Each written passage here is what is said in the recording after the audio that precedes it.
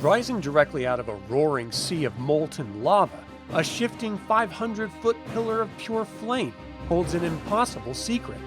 Step through its burning walls, and the air becomes as sweet, cool, and breathable as a mountain spring.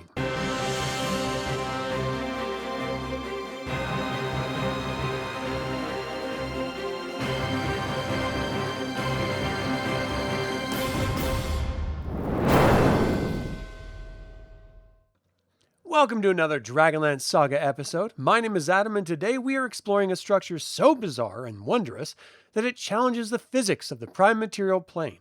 The gnomes call it the Flamechalder, but to the rest of the world, it is known as the Tower of Flame. I'd like to take a moment and thank the DL Saga members and Patreon patrons, and invite you to consider becoming a member or patron. You can even pick up DragonLance Media or get $10 signing up to startplaying.games using my affiliate links. I'm referencing the Time of the Dragon box set for this information. If I leave anything out or misspeak, please leave a comment below. From a distance, the Tower of Flame does not look like a building at all. It appears as a twisting, leaping column of roaring fire, dancing violently in the heat-shimmering winds, yet rooted immovably to a single spot in the center of the burning sea. Closer inspection reveals walls that flicker, writhe, and curl upward in brilliant hues of deep orange, vibrant yellow, and occasional flashes of cobalt blue. Millions of individual flames dance within its surfaces, throwing out tiny, spiraling jets of fire into the soot-choked sky. Yet, upon reaching the base, the true miracle of the Flamechalder is revealed. The tower is indeed made of living flame, magically bound into the shape of a massive spire. But this flame is completely devoid of heat. The walls are warm to a gentle touch, and they are firm but yielding to a determined push. However, do not be fooled. Forcing your way deep past the surface layer breaks the protective containment, causing instantaneous, lethal incinerating burns. Even more terrifying is the floor. Walking inside feels like stepping into a bubbling, swirling pool of active magma. The glowing stone constantly wells up from below, yet its surface is as hard and unyielding as polished marble. This psychological horror causes a localized phenomenon known as magma panic, where first-time visitors freeze completely in place, utterly convinced their next step will plunge them into a fiery cauldron. Yet, inside this hellish exterior, the air is sweet, pure, and cool. An unbreakable magical bubble of oxygen completely encases the spire, preventing a single drop of the surrounding toxic sulfurous gases from ever breaching the open balconies. For centuries, the origin of the tower remained a total mystery, hidden from mortal scholars by the sheer uninhabitability of the lava sea.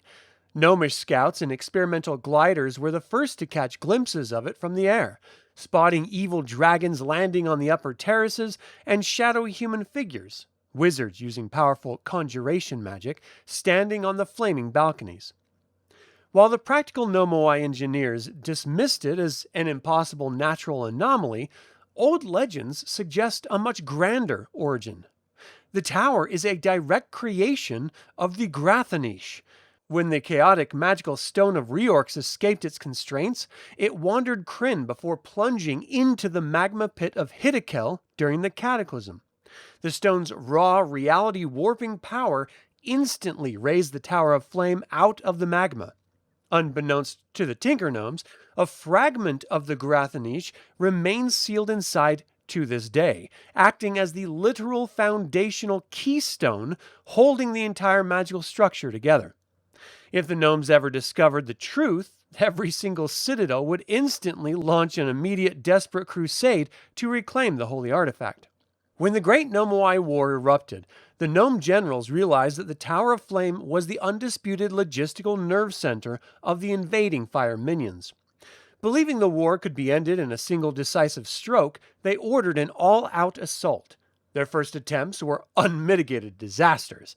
A flight of gliders was entirely wiped out by atmospheric thermal currents, and a desperate squad of high-level wizards attempting a blind teleportation scattered their forces across the burning sea, materializing directly inside the molten lava or falling alone into the hands of the waiting guards. Realizing they needed to conquer the lava itself, the gnomes turned to a legendary master builder known simply as the Great Maker. He invented a top-secret metallurgical process to forge ships capable of sailing directly on molten rock. Driven by absolute wartime necessity, the gnomes constructed an entire armada of these unmeltable fire fleets. The voyage across the burning sea was the stuff of epics. Erupting lava geysers, blinding magma storms, and attacks by colossal subterranean fire monsters slowly whittled the fleet down. Ships suffered engine failures or vanished into the glowing nights, but the armada pressed relentlessly onward until the flaming spires of the tower broke the horizon. The final assault was a bloodbath. The armies of the fire minions stood many ranks deep, but the gnomes crashed directly into their lines, spearheaded by the suicidal death commandos of the Company of the Dead standing on the prows. Fiery, clawed hands reached out from the magma, tearing at the unmeltable metal hulls, while skies darkened with volleys of flaming arrows. Through sheer stubborn grit, a few hundred gnomish commandos successfully breached the outer terraces. Surrounded on all sides, they fought a desperate day-long rearguard action up the shifting stairs, but the trap closed too quickly. Realizing the position was entirely untenable, the battered remnants of the fleet executed a fighting retreat and put on full steam for home. It was a crushing, Pyrrhic failure, but it left the fire minions thoroughly bloodied. More importantly, this suicidal raid uncovered a terrifying truth. Inside the tower, the gnomes found no extraplanar fire demons. Instead, they discovered majestic temples filled with grand altars dedicated to Hitehkel the merchant, the great god of evil. The gnomes finally realized they weren't fighting a localized territorial skirmish. They were locked in a holy war against a god. This revelation sparked the Night of the Cleansing, back in the gnomish citadels, where any open cultist of Hitehkel was instantly lynched or permanently driven into exile. To this day, two chilling rumors survive from that bloody day. The first is that the Grathanish was spotted, balanced precariously atop a slender pillar in the inner sanctum. The second, far more ominous tale comes from the surviving soldiers who looked up at the highest balcony. There stood a solitary human man, dressed in the dark robes of a high priest, calmly directing the entire multifaceted army of the fire minions.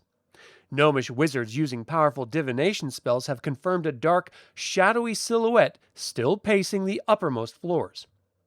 Whether this individual is the supreme pontiff of Hitehkel on Taladas, or an earthly avatar of the dark god himself, one thing is certain: he is still waiting in the fire. That is all the time I have to talk about the Tower of Flame. How would your players handle an operational heist onto an unmeltable fire ship to infiltrate a tower made of living flame? Leave a comment below. I would like to invite you to subscribe to this channel, ring the bell to get notified about upcoming videos, and click the like button. It all helps other Dragonlance fans learn about this channel and its content. Thank you for watching. This has been Adam with Dragonlance Saga, and until next time, remember, you don't just sneak up and murder a guy like that, especially when you've never murdered anybody. Not that I'm saying we should practice, mind you. But